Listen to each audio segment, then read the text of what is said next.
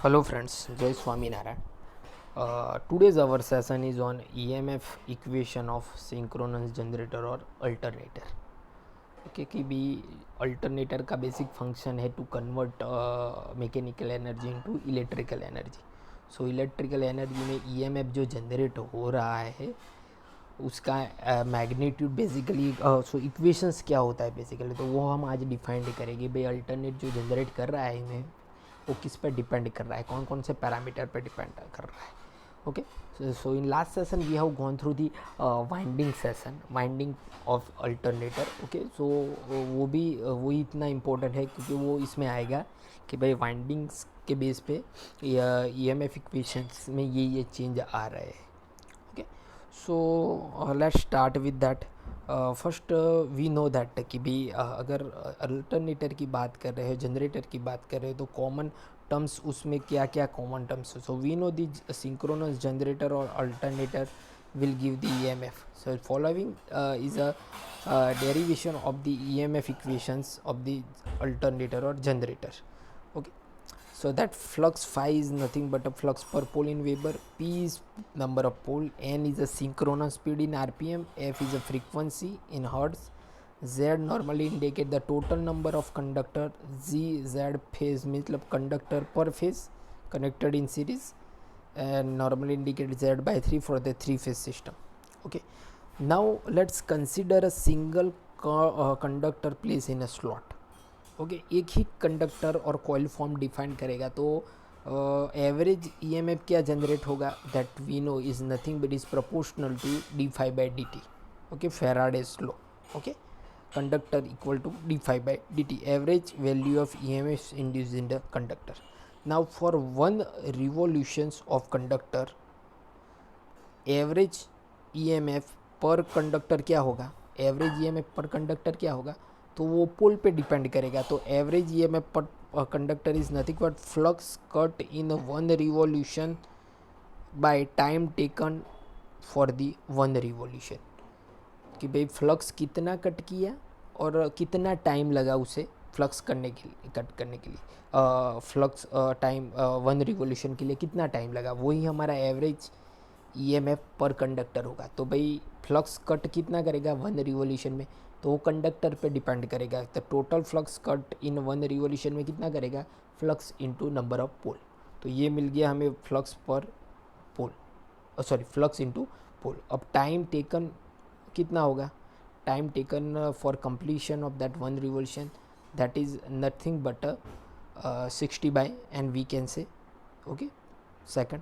So time taken for 1 revolution equal to nothing but 60 upon ns second. So E average क्या हो जाएगा, ये होगा 5p divide by 60 upon ns हो जाएगा. So finally is equation is nothing but p ns 5 upon 60 हमारे ये हो जाएगा. बट अगर इसमें हम देखें तो ये pn अपॉन 60 क्या है, ये तो f है frequency, ns equal to 120 f/p. उस पेपर से फ्रीक्वेंसी आ गया. तो फ्रीक्वेंसी अगर हम यहाँ रख दे तो फाइनली जो एवरेज ईएमएफ पर कंडक्टर है वो कितना हो जाएगा, 2f हो जाएगा, 2 into frequency. Now substituting in the above equations, अगर हम इसको इक्वेशंस में रख दे तो एवरेज ईएमएफ पर कंडक्टर क्या होगा, 2f5 हो जाएगा. इसमें अगर मैं रख दूंगा तो क्या होगा, 2 यहीं आएगा खाली. ओके, सो हमारा इक्वेशन यहाँ तक आया जो ईएमएफ जनरेट हो रहा है. ओके, नाउ लेट्स एज्यूम, अब एज्यूम करो कि भाई वाइंडिंग्स जो यूज़ हो रही है for the simplicity that is a full pitch winding, means total 180 degree slot is there, 180 degree utilization is there. So this conductor is connected to the conductor which is 180 degree electrical part. So this 2 EMF will try to set up. अब तो इस type winding में क्या होगा, तो winding कुछ इस तरह फॉर्म होगी, सॉरी एक EMF ये होगा और दूसरा EMF ये होगा. सो टोटल EMF क्या होगा, तो एल्जेब्रिक सम ही हो जाएगा, 2E जनरेट होगा. ओके, सो क्या जनरेट होगा, twice. So finally we can say it is a twice of the EMF induce in the conductor. तो एवरेज ईएमएफ पर कंडक्टर क्या होगा, फॉर F5 होगा।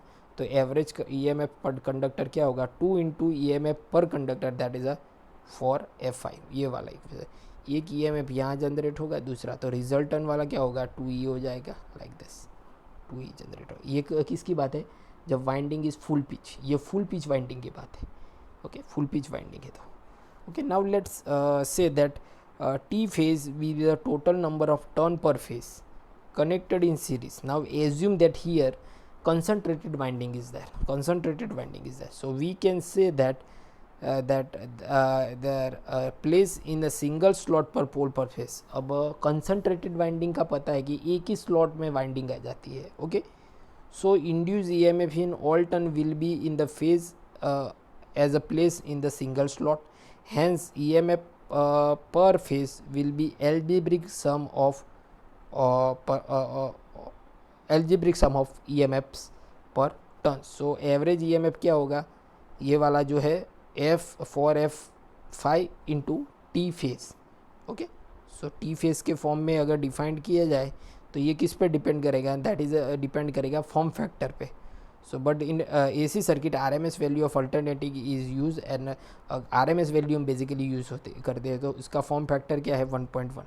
सो अगर डिफाइंड किया जाए form factor RMS by average, तो अभी तक हमने जो फाइंड आउट किया तो वो तो एवरेज वैल्यू है, तो फॉर्म फैक्टर क्या है RMS बाय एवरेज। तो RMS वैल्यू क्या होगी, RMS equal to KF into average, KF into average, तो KF क्या है 1.11 एंड एवरेज वैल्यू क्या हमने फाइंड आउट की है, एवरेज वैल्यू हमने फाइंड आउट की है for F5 T phase, for F5 TS। तो finally I have equation, RMS value equation, E phase equal to, E phase is induce EMF in per phase, phase में जो voltage generate हो रहे वो क्या है 4.44 F5 T फेज वोल्ट। तो ये हमारा जनरल EMF इक्वेशन हो गया।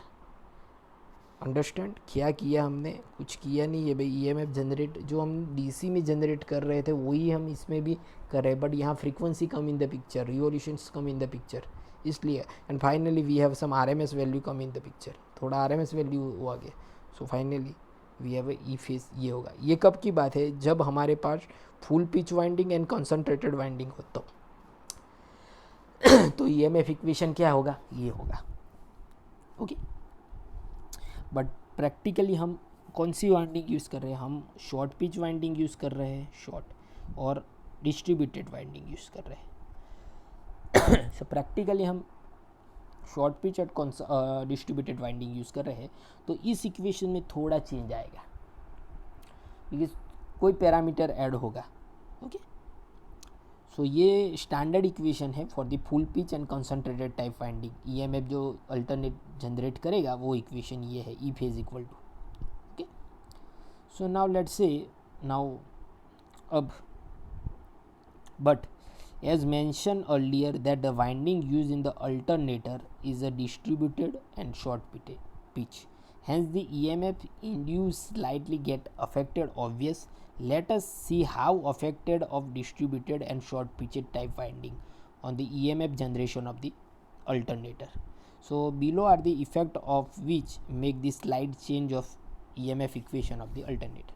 So अब शॉर्ट पिच है तो शॉर्ट पिच वाइंडिंग होगी तो angle come in the picture, pitch factor come in the picture. Okay, so short pitch में पता है कि भाई वाइंडिंग टोटल 180 डिग्री यूटिलाइजेशंस नहीं होगा, उससे कम होगा। सो एक टर्म न्यू ऐड होगा, दैट पिच फैक्टर और कॉइल स्पान, KC, वो IMP टर्म है, पिच फैक्टर और कॉइल स्पान। लेट्स से कि what is that. Okay, so now in practice short pitch coil are preferred. So coil is formed by connecting the one coil side to the another coil side which having a less than the one pole pitch, और one पोल 180 degree से कम होना चाहिए, और वो यहाँ दिखाया हुआ है। सो 180 माइनस अल्फ़ा, जो अल्फ़ा जो फॉर्म हो रहा है हमारा, अल्फ़ा जो हो रहा है, okay, so that is a angle of short pitch.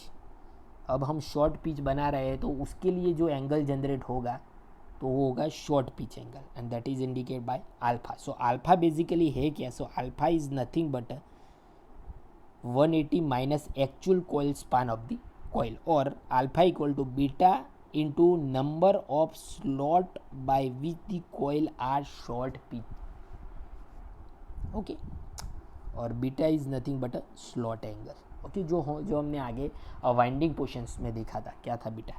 Okay, so alpha come in the picture. So finally अब अगर डिफाइंड किया जाए कि भाई let's say this is show on left side means this one, that now let's E is induce E M F of the coil side. If the coil अगर full pitch है तो ये ई एम एफ जनरेट होगा, और total E M F अगर full pitch की बात कर रहा हूँ, फुल पिच जो हमने आगे देखा, फुल पिच होगा तो क्या होगा, टोटल जो रिजल्टेंट ई एम एफ है वो ये दो कॉइल का एल्जेब्रिक सम हो जाएगा. ओके, तो ये इक्वेशन है शॉर्ट पिच का. ये क्या है, शॉर्ट पिच का, short pitch winding, sorry full pitch winding, sorry it's a full pitch. Okay, but अगर शॉर्ट पिच वाइंडिंग हो तो शॉर्ट पिच वाइंडिंग हो तो ये सर कुछ इस तरह होगा, एंगल होगा, angle that is alpha, angle is alpha. So now अगर एंगल अल्फा है तो हमारा सर्किट कुछ इस तरह काम करेगा. ओके, अगर एंगल अल्फा है तो अब एल्जेब्रिक सम नहीं होगा ईएमएफ का, अब सब फेज़र फॉर्म होगा. सो फेज़र सम इज देयर. कब, ये कब की बात है, जब ये मैं शॉर्ट पिच वाइंडिंग यूज़ कर सकता हूँ. Now the coil is short pitched by some angle alpha, so the two EMF in the two coil are not longer and having a no algebraic sum, but there is a phasor sum. Okay, अब alpha आ रहा है, तो अब जो रिजल्टन ER होगा, रिजल्टन EMF वो क्या होगा. So resultant EMF will be from this diagram. You can say ER equal to 2e cos alpha by 2e cos alpha by 2 where alpha is your short pitch angle. हाँ, सो ये EMF generate हो रहा है जब full pitch winding is there, और ये EMF हो रहा है जब short pitch winding is there. Okay, so अब हम डेफिनेशंस में आते हैं full pitch coil pitch factor से. तो पिच फैक्टर बेसिकली क्या है. So now the factor by which induced EMF get affected due to the short pitch is called pitch factor. अब वाइंडिंग को अगर हम शॉर्ट पिच में कन्वर्ट कर रहे हैं और उसके शॉर्ट पिच करने से, वाइंडिंग को शॉर्ट पिच करने से जो EMF में चेंज आ रहा है उसे हम बोल रहे हैं शॉर्ट पिच और pitch factor. So pitch factor की अगर डेफिनेशन डिफाइन करनी हो, normally indicated by KC. So it is defined as a ratio of resultant EMF when coil is short pitched to the resultant EMF when the coil is full pitch.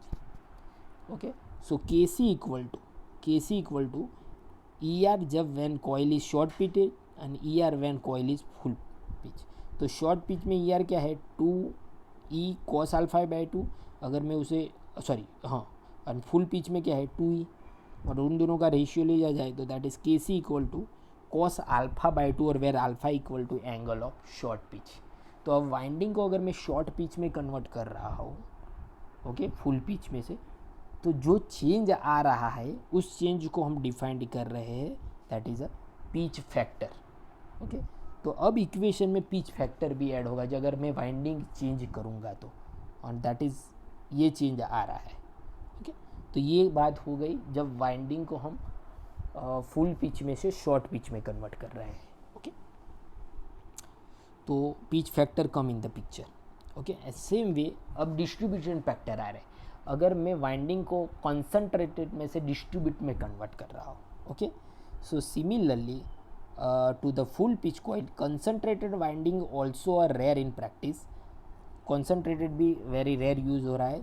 So basically use क्या हो रहा है, distributed winding use हो रहा है. So distributed winding जो use कर रहे हैं तो उसका भी इफेक्ट हो रहा है. तो वो इफेक्ट क्या है, वो है डिस्ट्रीब्यूटेड फैक्टर, वो हो रहा है distributed factor. So now let's see such winding is called a distributed winding. वो डिस्ट्रीब्यूटेड वाइंडिंग पता है कि भाई एक ही स्लॉट में नहीं, पर जो पूरा फेस है, 3 फेज, वो सारी जगह हम अगर वाइंडिंग को डिस्ट्रीब्यूट कर रहे हैं तो वो डिस्ट्रीब्यूटेड वाइंडिंग हो जाता है.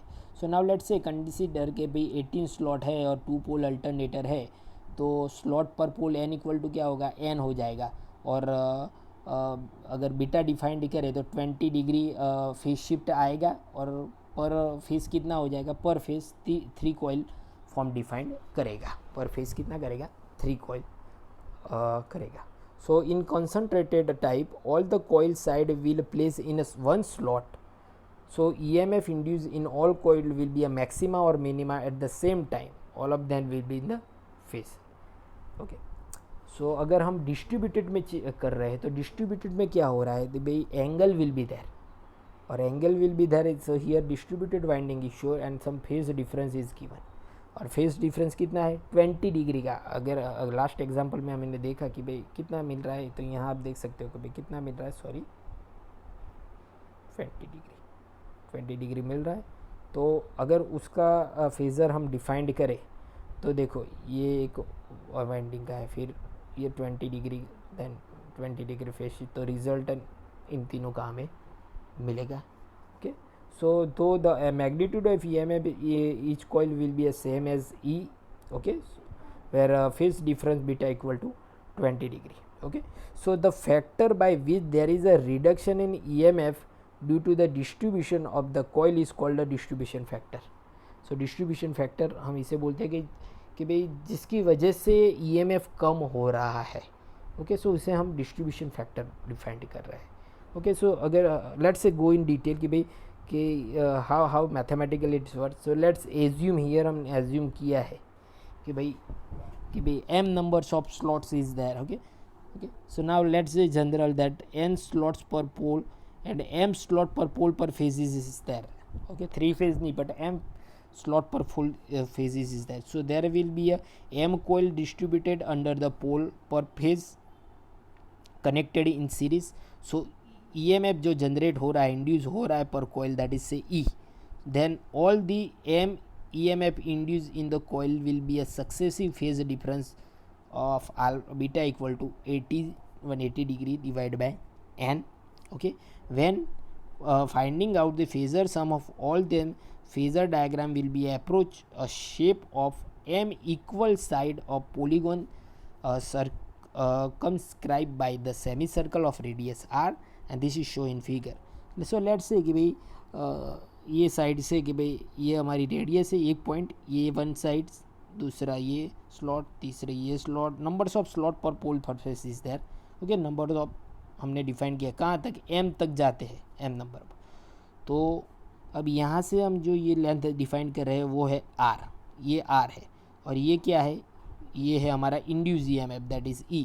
सो here I can say AB is nothing but E, BC equal to E, CD equal to E which is shown here, and AM क्या होगा मेरा, टोटल रिजल्टेंट. AM मुझे क्या मिलेगा, टोटल रिजल्टेंट.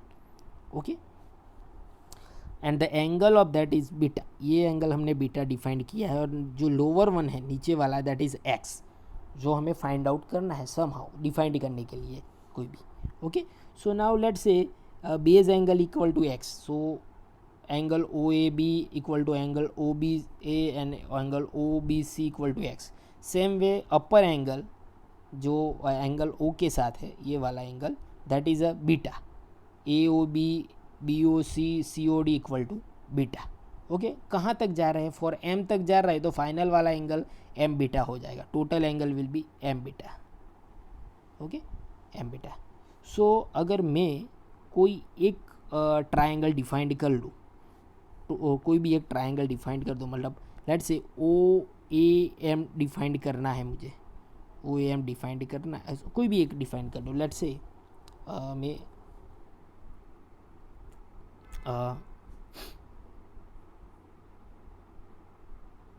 कोई भी एक एंगल डिफाइन कर सकता हूँ. तो हियर यू कैन से एंगल OBA.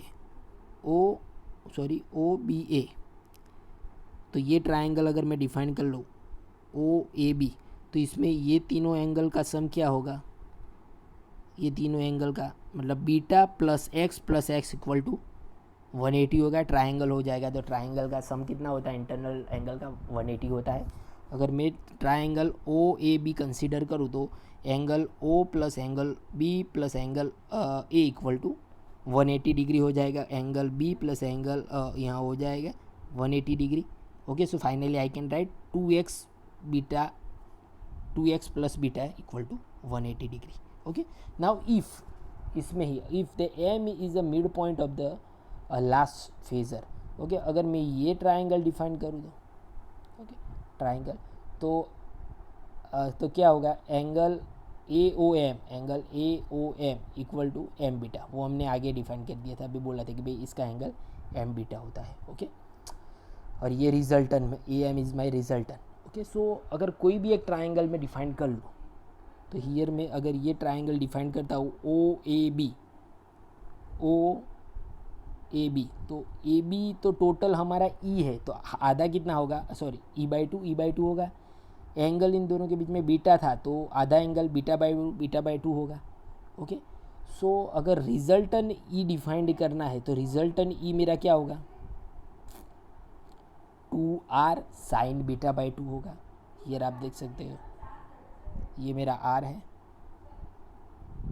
ये मेरा e है टोटल. ओके, तो कोई भी एंगल साइड ले लो, साइन बीटा बाई टू मुझे फाइंड आउट करना हो यहाँ से, साइन बीटा बाई टू, तो साइन बीटा बाई टू क्या होगा, ओके क्या होगा, ये डिवाइड बाई ये होगा साइन बीटा बाई टू, तो ए एफ डिवाइड बाय ये वाला होगा, तो दैट ये कितना है ई बाई टू बाय आर होगा, तो ई बाई टू बाय आर, तो फाइनली ई इक्वल टू क्या हो जाएगा 2r sine beta by two.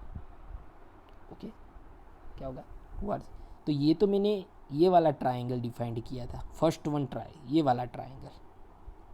सो अगर मैं ये पूरा ट्राइंगल डिफाइन कर लूँ तो हाँ, तो on the same way I can write total triangle वाला, तो उसमें मुझे क्या मिलेगा, E R equal to 2r sine m beta by two. अब मुझे क्या मिलेगा, E R equal to 2r sine m beta by, यहाँ खाली m ऐड हो जाएगा because m angle is there, that's why total. Okay, so for a concentrated winding, अगर concentrating winding की अगर बात कर रहे हो, so that is a algebraic sum. So for here it's M into E हो जाएगा, टोटल जो एंगल्स कितने हैं m, so m into E, so resultant क्या होगा 2mr sine beta by to.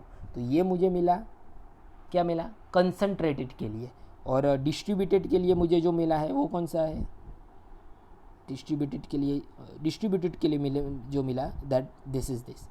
Okay, so अब डिस्ट्रीब्यूटेड फैक्टर क्या है, so distributed factor is a ratio of resultant EMF when coil is distributed to the resultant EMF when the coil is concentrated. तो ये रहा resultant when coil is distributed क्या है 2r sine beta by two, 2r sine beta by two, और when concentrated है 2mr sine beta by two. So finally K D distributed factor equal to sine m beta by two m sine beta by two. तो ये भी मुझे मिल गया. सो दो term हमने defined किए, एक है distributed and distributed factor and another one is that pitch factor. Okay, तो दो फैक्टर अफेक्ट करते हैं when you gone through the generation of EMF in alternator. तो जो हमारा स्टैंडर्ड इक्वेशंस था उसमें ये दो टर्म ऐड करेंगे हम. तो अब हमारा स्टैंडर्ड इक्वेशंस, ओके, अगर considering the full pitch and concentrated winding है तो ई एफ क्या होगा 4.44 F5 TFS वोल्ट. अगर फुल पिच की जगह शॉर्ट पिच वाइंडिंग है और कंसंट्रेटेड की जगह डिस्ट्रीब्यूटेड वाइंडिंग है तो दो फैक्टर इफ़ेक्ट करेंगे जो ये फेस को रिड्यूस करेंगे वोल्टेज को. तो वो दो फैक्टर कौन से, एक है KC distribution factor, pitch factor. Okay, so अब हमारा इक्वेशन क्या होगा, E F equal to 4.44 KC/KD F5 TFS. ओके, सो ये हमारा हो गया इक्वेशन. दिस इज अगर फुल पिच वाइंडिंग है तो KC इक्वल टू 1 हो जाता है, और कंसनट्रेटेड है तो KD इक्वल टू 1 हो जाता है. ओके, और ये इक्वेशन मिल जाता है. तो ये दो इक्वेशन है, ये वाला इक्वेशन जब वाइंडिंग फुल पिच और कंसनट्रेटेड है, और ये वाला इक्वेशन जब winding short pitch and distributed winding है. और मोस्टली प्रैक्टिकली हम यही वाइंडिंग यही वाइंडिंग हम यूज़ कर रहे हैं. Okay, So I think you have a clear with the EMF equation of the alternator. अब आपको पता है कि भाई EMF इक्वेशन अल्टरनेटर का किस तरह आ रहा है, क्या चेंज हो रहा है. ये तो कन्वेंशनली आगे आपको पता भी था आई थिंक, बट ये थोड़ा चेंज आ रहा है अल्टरनेटर में कि भाई अगर वाइंडिंग चेंज हो रही है तो क्या चेंज हो रहा है. ये EMF इसमें KC और KD पिक्चर में आएंगे. ओके, अगर वाइंडिंग अगर कोई बोल दे कि भाई full short pitch and concentrated winding है तो EMF equation will this. But a short pitch and distributed winding है तो ये हमारा इक्वेशन होगा EMF जो अल्टरनेट जनरेट करेगा पर फेज. ये पर फेज की बात है, E phase. Okay, so accordingly you have to calculate. So I hope you have a clear with the EMF equation, generation EMF equation of the alternator. Okay, so here I just ended my session with the assignment that you have to write the question answer of explain the fixed factor and explain the distribution factor. Okay, so thank you very much.